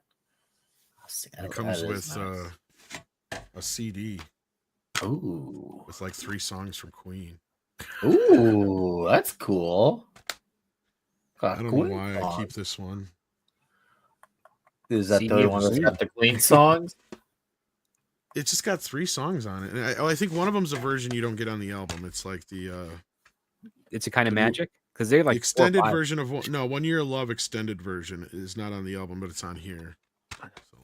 So it's like the only place I think you can get that. Until they might have that on one of their new special editions now, because I've got a big ass Queen box set that has all sorts of outtakes and singles, and like the Flash album is a double album, and it has the first album's the original album, and the second album's all the live and single versions, edits, extended cuts, and all the demos and all that shit. So so it's probably been available other places now, but I don't know. I just keep it for some reason. I don't know why. I used to have the Terminator one, but that one fucking rusted on me. Ooh, it rusted so I have on you? You got disc rot? No, the case, the metal case rusted on me. Like it just got all rusty, and I'm like, so I had to throw it out, but I still have the disc in the plastic case, but it slid into that metal case, kind of like that Highlander one, and it started fucking like rusting on me. I'm like, what the hell? And it was like shit. All the metal was like flaking off and stuff, so I threw it away. Fuck happened. But anyhow, Script, anything else to say about this, or anybody else got anything to say about Highlander? I just thought it was nice to see an update about it. Yeah, no, it's good to know it's out there, but let's see if they'll actually get into making it. So we'll see. Yeah, because Henry needs a movie that makes money. Yeah, he really does. I mean, I had a thing, he'd go through some struggles for years because sometimes that's just kind of the nature of the beast. But the fact that his journey has been this extensively rough on him, well, the sad really part is unfortunate to that see. that Ungentlemanly Warfare movie or whatever the hell fuck it was called. Yeah. That was Ministry of Ungentlemanly Warfare. Yeah. If they gave that a better title and marketed that better, that could have been one of his movies to kind of set him up. Because like that's the movie. It's like you finally get to see the guy you've wanted to play Bond play the real James Bond. Like, yeah, dude. I mean, how hard was it to sell that? I think Henry Cavill is actually just the British version of the theater kid Rock, like Dwayne the Rock Johnson. I think he's got his fans, but I don't think he's got enough of a ripple to bring in people as a lead of a film. The problem is he's a much better actor than The Rock, and he deserves. He definitely is. No. And that's where I've been saying, and I stand by it. Highlander is his last shot. Like and you'll be right at that point. Script basically, if Highlander doesn't work for him, then that's it. That just goes to prove that Henry Cavill is not a movie star. He's a supporting actor at best, right? And if that's fine, he can play the bad guy. He can play the villain. He can play the second in command. He can play the cop. Like whatever. And the random guys here and there that you're like, oh, it's Henry Cavill. Like, a character actor. Oh, exactly. I mean, it'll be better for his career because he'll be working much longer and end up making more money, as opposed to like the big paydays you get for your main lead film, but then you don't work for a few years in between. But yeah, I think if they manage to make Highlander and it debuts and it performs, let's say $400-500 million for its theatrical run, that will be the world saying, sorry, Henry, we like you, but you're not movie star material. Wow.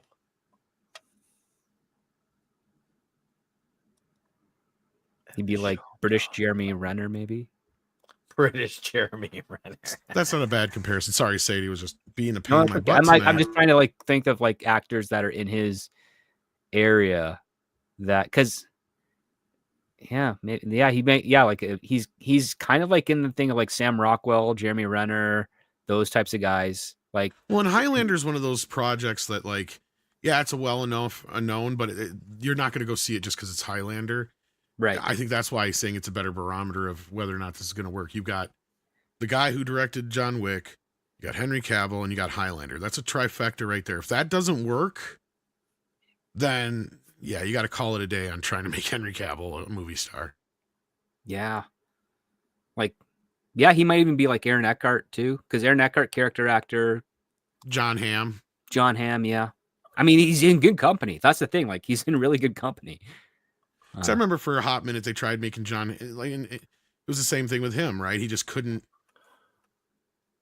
Well, he get to that level, yeah. Even in his younger days, when he was like a heartthrob, it just for some reason nothing worked, and he ended up teaching acting as his stable form of income. We had like that 2 or 3 time. movies post Mad Men that just didn't take off too. That's kind of more what I was getting at, but yeah, absolutely, yeah. But like it's been because he's been acting for almost 50 years. Like he's been doing it since he was a kid. Oh yeah, but I mean, like like Mad Men was the thing that put him on the stage. Okay, it's like okay, now's your chance.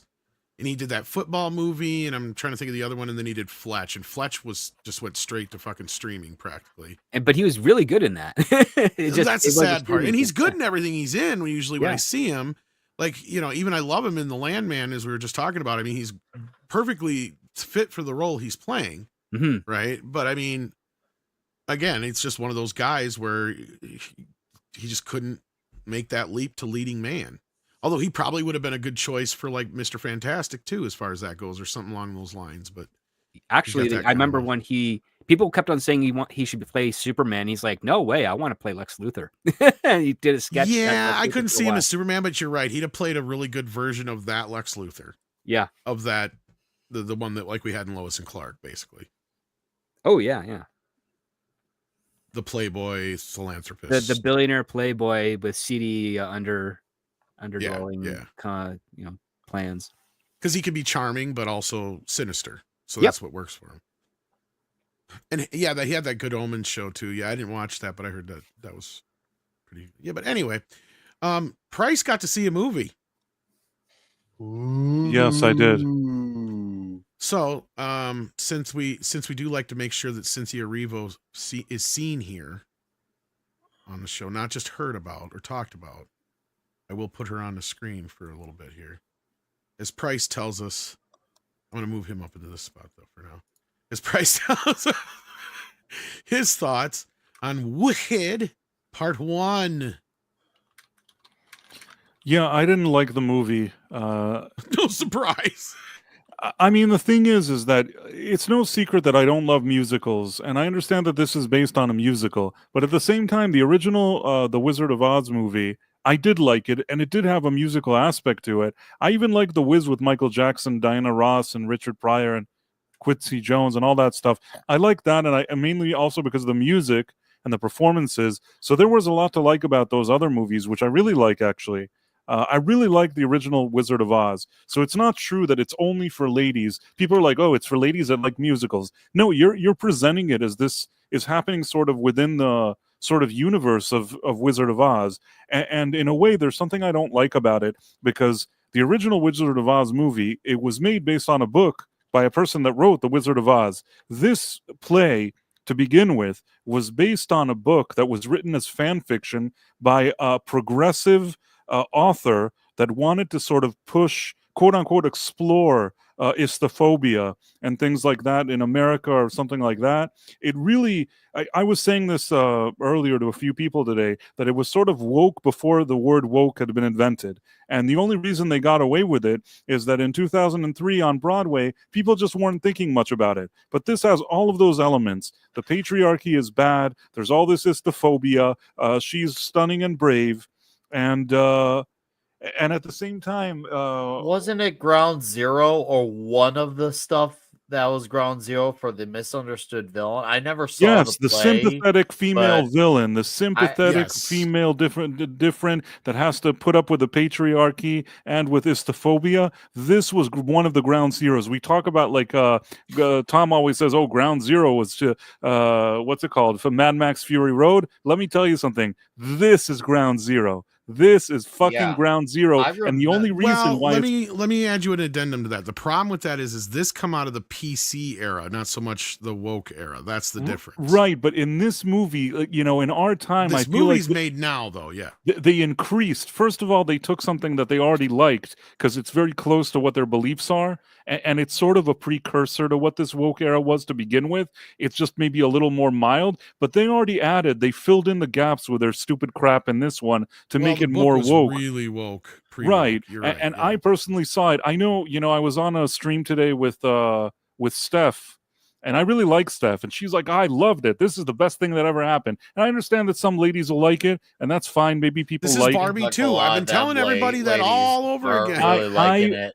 I absolutely couldn't stand this. And as opposed to Barbie, with Barbie, you could say, well, you're a dude. You don't collect Barbies. And you know what? That's true. I don't collect them. But Wizard of Oz was something that I did like. I do like the Wizard of Oz. I even like the music in the original Wizard of Oz. So it's not like I can't put up with music in a movie. It's just that this one is shit.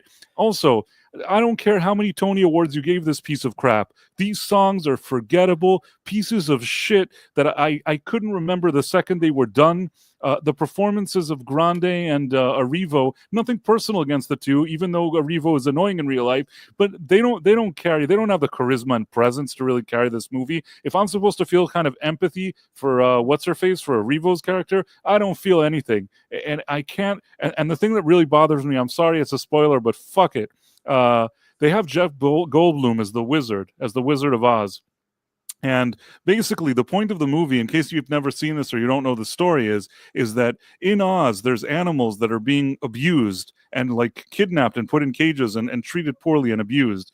And Cynthia Erivo, like character, the Wicked Witch of the West, who's actually not wicked here. She's the greatest. She's the best. So she wants to stop this animal abuse. So she goes and at the end she meets with a wizard, and she wants to stop the abuse, and he tricks her. Instead of stopping the abuse, she then harms animals because he tricked her with a spell. And after she harms animals, it turns out that he is the one that's abusing and harming all the animals. And it's like, dude, this is the Wizard of Oz. Fuck you. Fuck you with this stupid harming of the animals and making him like the patriarch jerk off asshole. I can't stand that movie. I felt like Az playing Starfield when I saw that movie in the theater.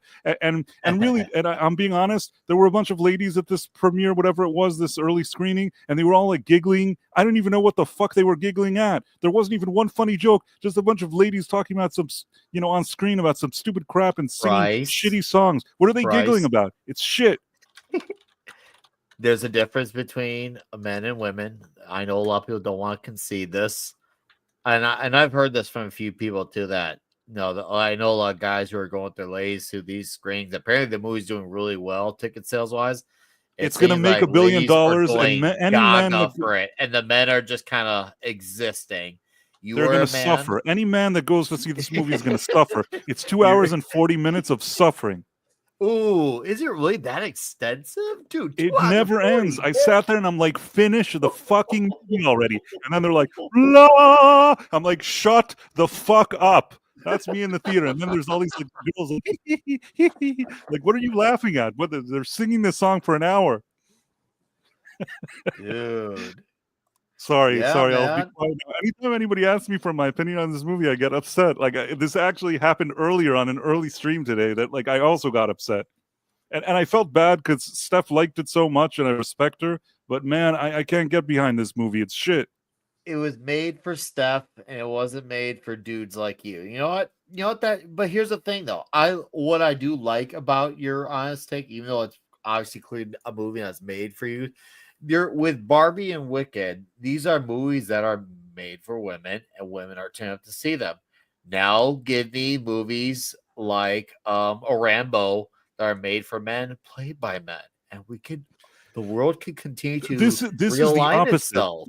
You mentioned Rambo, Nick. You know how you feel at Rambo? Like there was Rambo 4. Rambo 4, yes. I don't know why. Rambo 4, for a while, there hadn't been a Rambo movie. I think I went to the theater to see this. And then Stallone comes out, and there's so many people that he just blows away. And every time, like, he kills somebody, you kind of do a fist bump in the air. You're kind of happy. And it's just so fun to watch them. He kills, like, 700 people in that movie, and it's a joy. And imagine, like, some lady friend sitting next to you watching this movie. She'd probably be suffering. So that suffering that you think she has, probably that's the suffering that you'll feel watching Wicked.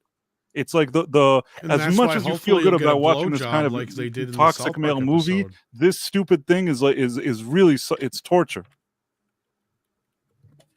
And that's why your reward is supposed to be a blowjob. That's why you shouldn't go see it alone, Price. Have you not seen the South Park episode? I'm starting to think that there's no reward that could justify it. I think men should just be like ladies' night. This is ladies' night. Go do like a lady thing, and I'll sit here and watch some sports.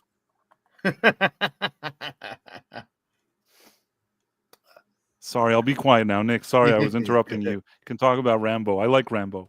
Tim Hayes has commented made for him with the movie shit. Well, that's not the point, Tim. The point is movies like Barbie and Wicked, whether they are woke or not, is not relevant. The point is there's a particular demographic that these movies are targeting, and that audience is flocking to that movie. So that sounds like there must have been a pretty good job as far as marketing is concerning, because that audience is clearly responding. And that's the market working. That's capitalism working. That's saying, hey, look, we know who our audience is and we want them to respond. I have no intentions of seeing Wicked. I already know right off the bat it's not for me. If the possibility I see it'll probably be because I don't know, my girlfriend must want to see it, but she's not mentioned anything about wanting to see this at all. I think she likes to play though. I think she does, but it's okay. It is a smash the patriarchy story. I'll live if I don't like it, because once again, I know I'm not the right. He's gonna get laid. If not, there'll be pizza. And you can think about Nick is going to go to Transformers this and movie. I Turtles. have a feeling. Oh yeah, he is because I'll let you know if I do. I'll be honest and let you guys know if I do. But as of right now, I think we have had one conversation about this movie, just one, and it was not about seeing the movie itself. Yeah, problem is price. We don't matter in this. No, and Hollywood's going to learn the wrong lessons. They're doesn't going to make matter. 70 more of these. That's hilarious is that everybody's discovering it's a part 1 of 2, and I've been telling people that forever. Yeah. That's what most people are complaining about. You're in the minority in this one because you're not the audience for this, and that's why I was comparing it to Barbie. It's the same kind of thing, because all the ladies on Toxic Femme adored Barbie. There was only a handful of women who actually didn't like Barbie. I think it's going to be the same thing here. You're going to get most of the women are going to adore this. Only a handful are not going to like it. And it doesn't matter what we think. That's what I think is the point. That's why, I mean, I'm not really in a hurry to go see it.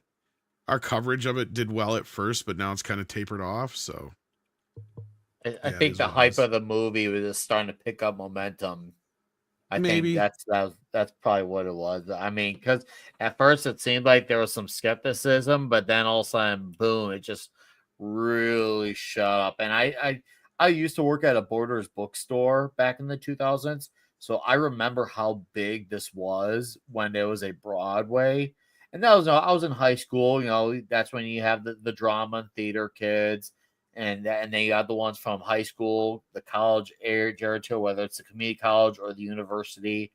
I would see all those demographics of mostly ladies, and they were all over Wicked. And it was kind of like one of those, how have you not seen Wicked type of thing? And, I just, obviously, it was just something I never was interested in, but it was monstrously popular. I remember we were selling stuff on Wicked all the time. You couldn't miss it. Like, seriously, it was like a few knocks short of like Harry Potter level of sales at our store. So yeah, it's a big deal, and I'm not surprised that audience, or mostly women, are responding to this movie the way they are. That's fine. Let them have their movies. I don't need to see it. Just give me my Jean-Claude Van Damme being homoerotic in movies with Dolph Lundgren, which can be made for me, and we'll be happy. And then somehow let's find a way to revive Harambe while we're at it and have some pizza. Don't push it. I'm going to push it deeper. Oh, Lord. I can actually hear that now. That was a good job. Yeah. I figured it would be funny. Gay humor. It's always a blast. There was one last thing I thought was kind of funny. Ooh, yes. I've One been last showing to this rule off. them all. Let's see if I can find the clip here. This is some weird musical. I guess it's on Netflix. Let's see if I can bring up this clip. I'm sure Script might know what this is. I don't even remember the name of it. But it's like about a dude getting a sex change, like a gangster. I think it's based loosely on a real story. Hello, very nice to meet you. I'd like to know about sex change operation. I see. Men to woman, or woman to men. Man to woman. From penis to vagina. This is a lazy musical. Yeah, what the hell did you say, Nick? I said I like how they're talking about sex change at a place called Bangkok. What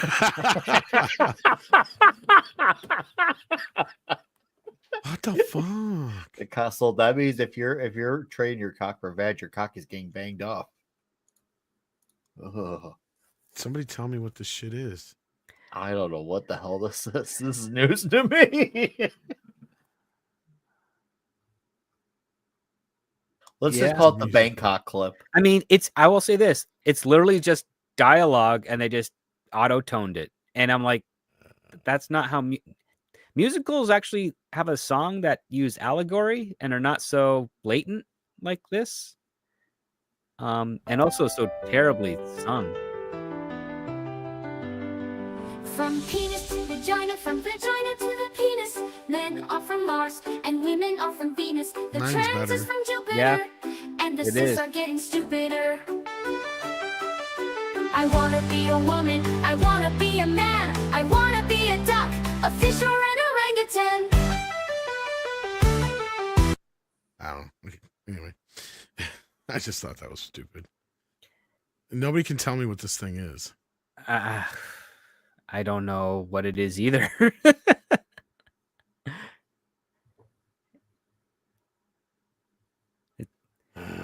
It's like, oh, is this like a follow-up to the TV show Glee? It's like now they're adults and they're just singing their lines. The Popeye musical is better than this. Oh, the Popeye music is much better than this. Yeah, I'm mean, you know. I know what I mean. Yeah, mean. What rhymes with mean? Mean.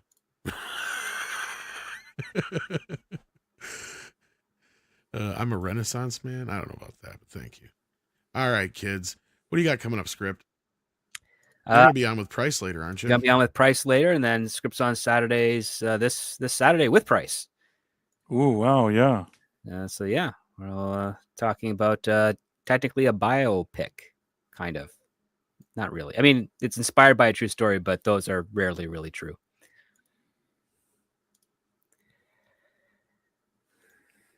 It was truly inspired, is what you're saying.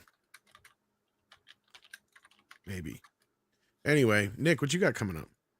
Oh, we got super chats still. I'm sorry. Joe Pat says, as a random as this will sound, to acknowledge something that's been on my mind for a while. Anybody here remember the movie Toys from 1992? Oh yeah, I actually play stuff from the soundtrack once in a while on Mead Radio. Yeah, I remember Toys. It was a weird movie, but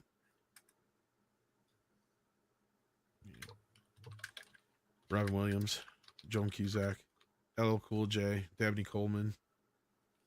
Right? Marks 47 has been a member for 42 months. Thank you for that. And now you have the answer to everything.